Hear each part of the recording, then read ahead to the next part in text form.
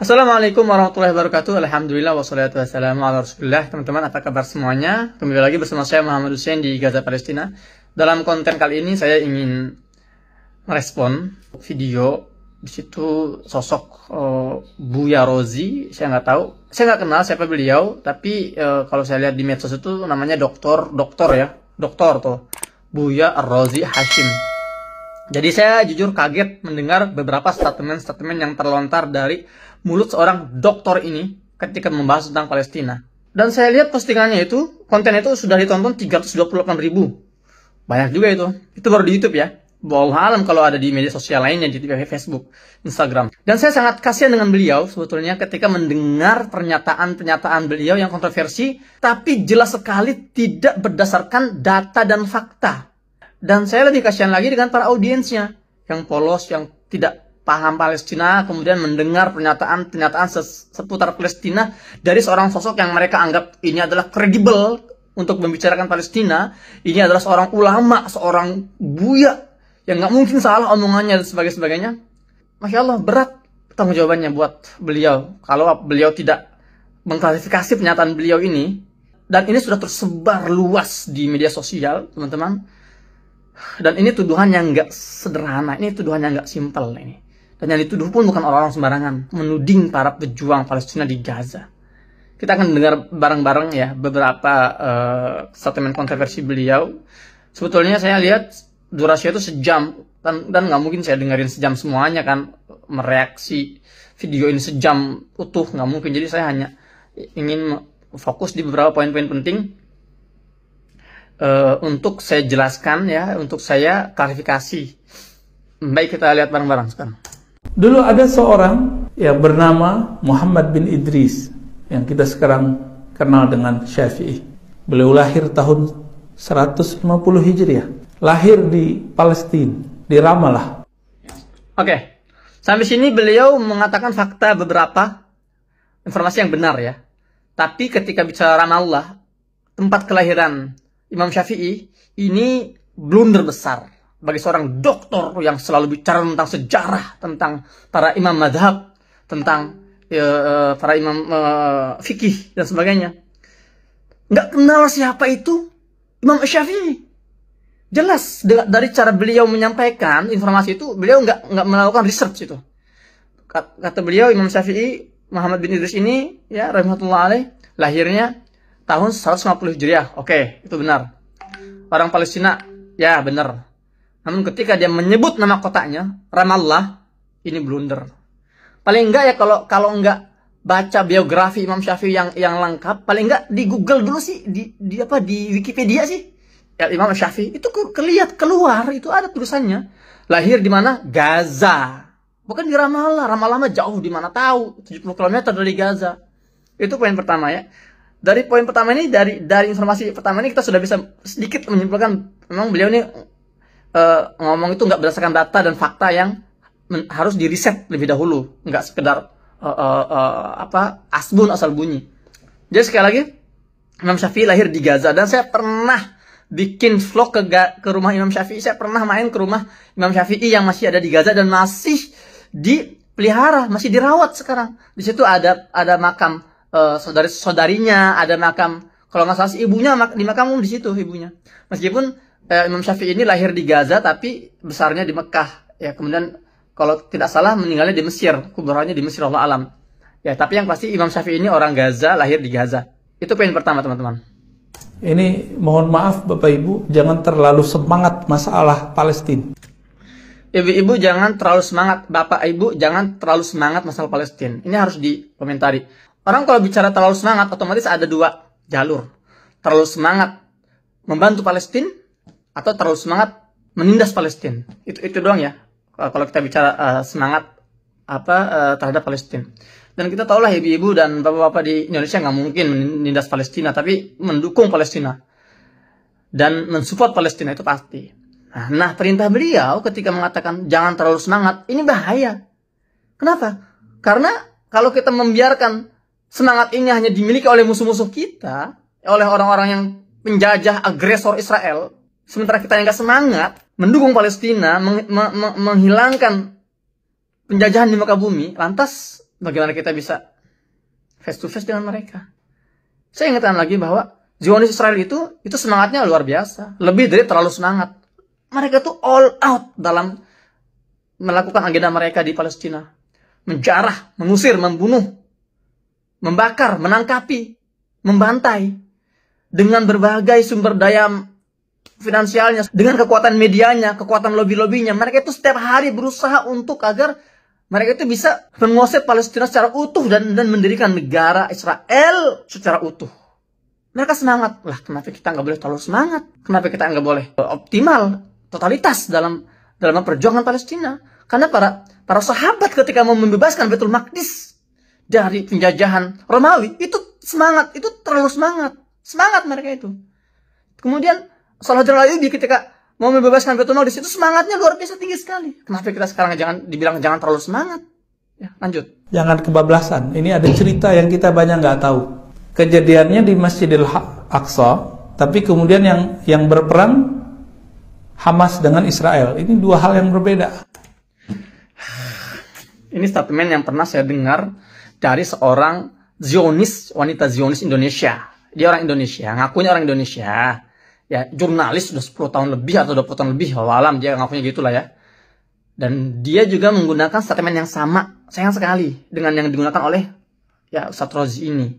Nah, yang aneh dalam konflik terakhir, kenapa bisa gitu ya, lokasi kericuhan, kerusuhan terjadinya di Masjid Al-Aqsa, yang adalah lokasinya di Yerusalem, Gaza yang menyerang Israel. Kenapa bisa gitu loh? Jaraknya 76 km nih, Yerusalem ke Gaza. Kejadiannya di Masjidil Aqsa, tapi yang perang Hamas dengan Israel. Jadi kenapa kita harus misah-misah sih antara Masjidil Aqsa dengan Gaza? Dalam perdebatan saya dengan Bu Monica Riker itu di TV One, saya sudah jelaskan antara Masjidil Aqsa dengan Gaza itu nggak bisa dipisahin. Mereka berada dalam satu wilayah, yaitu Palestina. Masjidil Aqsa itu wilayah Palestina di Yerusalem, di Al-Quds. Gaza itu wilayah Palestina di wilayah di bagian selatannya. Dan ketika ada penodaan, pelecehan di Baitul Maqdis, di Masjidil Aqsa, dan warga Baitul Maqdis, warga Palestina di sana itu nggak bisa berbuat apa-apa selain mereka hanya bertakbir, mereka melawan dengan bebatuan, mereka melawan dengan kembang api misalnya kan. Mereka nggak bisa juga mengharapkan bantuan dari luar, nggak ada yang datang militer yang masuk ke sana, nggak ada pasukan perdamaian dunia yang lindungi mereka, menjaga mereka. Mereka hanya bisa pasrah, mereka hanya bisa sholat, berkumpul di Masjidil Aqsa untuk meredam berbagai aksi penodaan Israel terhadap Masjidil Aqsa. Dan mereka mengandalkan para pejuang-pejuang Palestina di Gaza untuk membalas serangan-serangan itu. Wajar. Dan jangankan orang Gaza yang satu Palestina, kita orang Indonesia yang ngelihat Masjidil Aqsa diinjak-injak, dinodai, dilecehkan, jamaah sholatnya diusir, kita marah. Karena kita terbatas, kita nggak bisa berbuat apa-apa. Sementara pejuang Gaza, mereka punya kemampuan. Mereka bisa melemparkan roket-roket. Jadi wajar kalau mereka marah. Dan mereka itu sebelum melemparkan roket itu, mereka ultimatum dulu. Selalu itu. Mereka mengultimatum, wahai pihak Zionis, kalau kalian berani macam-macam dengan Masjidil Aqsa, kami akan ikut campur, kami akan turun tangan. Kami akan kirim roket-roket kami ke wilayah kalian. Wilayah jajahan kalian. Ya. Jadi jangan dipisah-pisah dong. Logikanya juga, kalau kita terapin di Indonesia nih, ya, Belanda datang lagi di tahun ini, kemudian menjajah Pulau Jawa misalnya kan, orang Sumatera diam gitu, nontonin aja. Oh, itu bukan urusan kita. Nggak bisa gitu dong. Astagfirullah. Lagi saya masih puasa ini, bikin emosi aja. Hamas, tahu nggak Hamas siapa? Nggak tahu kan? Kita taunya Palestina. Ini kabar agak pahit saya kasih tahu, ya. Karena kita kadang-kadang donasi, kita nggak tahu donasi ke siapa. Saya suka Bapak Ibu hobi donasi, tapi pastikan donasinya ke siapa. Karena saya pernah masuk ke Israel.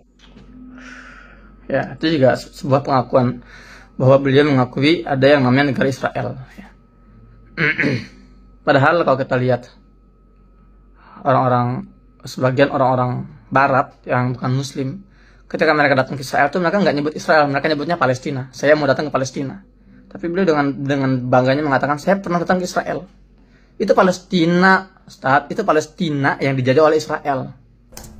Itu kita masuk 7 kali diperiksa, nggak bisa bawa barang-barang. Maka pastikan kalau kita donasi ke lembaga yang diakui oleh pemerintah dan lewat jalur pemerintah, hanya itu satu-satunya jalur. Jadi tolong pastikan ketika donasinya ke lembaga yang lewat jalur pemerintah, hanya itu. Kalau nggak bisa masuk. Jadi kalau dia bilang nggak ada donasi yang bisa masuk kecuali melalui pemerintah, ini fitnah yang sangat luar biasa. Ini bahaya teman-teman. Jadi dia itu seolah mengatakan bahwa semua lembaga-lembaga kemanusiaan Indonesia yang kirim bantuan ke Palestina itu dusta, bohong, nggak nyampe. Itu nggak ada itu. Jadi yang saya lakukan ini itu uang pribadi saya nih. Saya bagi-bagi ribuan paket sembako misalnya, kemudian ribuan iftar menu buka puasa, saya kirim bantuan medis ke pihak pemerintah. Itu berarti pakai duit saya itu duit orang Indonesia dan bisa masuk. Jadi Buya Rozi ini, Ustaz Rozi ini, mungkin Allah berapa kali ya, dia masuk sekali mungkin ke wilayah Palestina di wilayah tepi barat, kemudian menyimpulkan semuanya. Ya iya, kalau ente lewatnya checkpoint Israel nggak bisa bawa duit sebanyak itu ke Palestina. Makanya sini ke Gaza dong, sini main ke Gaza, jangan asal ngerocos itu mulutnya, gitu loh. Karena bagi Hamas, siapapun yang berdamai dengan Israel berarti dia antek Israel. Nah, ini logikanya sudah nggak nyambung. Hamas kemudian sampai hari ini menganggap siapapun Muslim Palestina yang ingin damai dengan Israel itu antek Israel dan boleh dibunuh. Ya Allah, ini sebuah fitnah yang sangat keji dan memalukan keluar dari mulut seorang tokoh agama yang banyak didengar suaranya. Mana ada Hamas membolehkan membunuh sesama Muslim hanya karena berbeda pandangan politik. Ya, ini keterlaluan. Saya sudah buat konten sebelumnya tentang Hamas dan Fatah. Saya hidup di Gaza ini nggak sehari 2 hari. 12 tahun saya di Gaza. Teman-teman saya itu ada anak-anak muda yang simpatisan terhadap Hamas, simpatisan Hamas gitu ya. Teman-teman saya juga ada simpatisan Fatah. Teman-teman saya ada simpatisan Jabhah Sya'biyah, Jihad Islami. Dan kita semua nggak ada itu kata-kata yang mengatakan Hamas memperbolehkan membunuh Muslim yang beda dengan dia, artinya yang mau berdamai dengan Israel disebut antek Israel dan boleh dibunuh. Antum perhatikan Ustaz, antum itu yang antum tuduh siapa itu? Itu bukan orang sembarangan. Mereka yang mengorbankan darah dan nyawanya untuk mempertahankan negeri Palestina, negeri para nabi. Mereka yang mempertahankan, mereka yang mengorbankan dengan darah dan nyawanya. Masjidil Aqsa itu dipertahankan oleh siapa? Oleh para pejuang Palestina di Gaza. Entah itu Hamas, entah itu Fatah, entah itu Jihad Islami. Dan kita kalau ngomong ini ngeri banget, hati-hati. Sebagai penutup saya ingin sampaikan satu buah hadis dari Abu Umamah. Dia mendengar Rasulullah SAW pernah bersabda, La tazalu ta'ifatun min ummati 'ala ad-din zahirin li'aduwwihim qahirin la yadurruhum man khalafahum illa ma asabahum min la'wa hatta ya'tiyahum amrullah wa hum kadzalik. Qalu ya Rasulullah wa aynahum? Qala bi Baitul Maqdis wa aqna fi Baitul Maqdis. Kata Nabi SAW, akan ada satu golongan kecil, ta'ifah dari umatku yang senantiasa berjuang tampil dalam kebenaran dan selalu menggetarkan, berhasil memukul mundur musuh-musuhnya. Dan mereka akan dilecehkan, akan direndahkan, akan difitnah. Tapi itu nggak berdampak pada semangat mereka. Nah, dan mereka tetap dalam kondisi seperti itu, dalam kondisi tampil dalam kebenaran, kemudian tidak tunduk dengan musuh-musuh mereka. Mereka konsisten, istiqomah sampai mereka meninggal. Nah, para sahabat bertanya, ya Rasulullah, mereka di mana? Apa jawabannya? Hum bi Baitul Maqdis wa aknaf Baitul Maqdis. Mereka itu orang-orang di sekitar Baitul Maqdis, di Baitul Maqdis dan sekitar Baitul Maqdis. Ya. Kalau para ulama hari ini menyebut para pejuang-pejuang Gaza inilah, mereka inilah yang dimaksud oleh hadis Nabi itu. Mereka yang dimaksud dalam hadis Taifah Mansurah itu. Orang-orang Baitul Maqdis di Yerusalem dan sekitar Baitul Maqdis, yaitu orang Palestina di Gaza dan sekitarnya. Kok orang-orang seperti ini dituduh dengan tuduhan fitnah yang keji seperti ini, dibilang ini teroris, ini membolehkan membunuh sesama Muslim. Pesan saya kepada Ustaz Buya Rozi, antum orang yang berilmu, antum sudah doktor, ya, antum pahamlah bagaimana idza ja'akum fasiqun binaba'in fatabayyanu. Ada istilah tabayun, dan ini kalau tidak antum klarifikasi, kalau tidak antum luruskan informasi yang antum sampaikan dan sudah ditelan oleh masyarakat dan beredar luas, berat tanggung jawabannya, Ustaz. Adapun tugas buat kalian teman-teman, postingan ini disebar seluas-luasnya untuk meluruskan fitnah yang terlanjur beredar di atas. Fitnah yang terlanjur beredar barusan. Tolong diluas.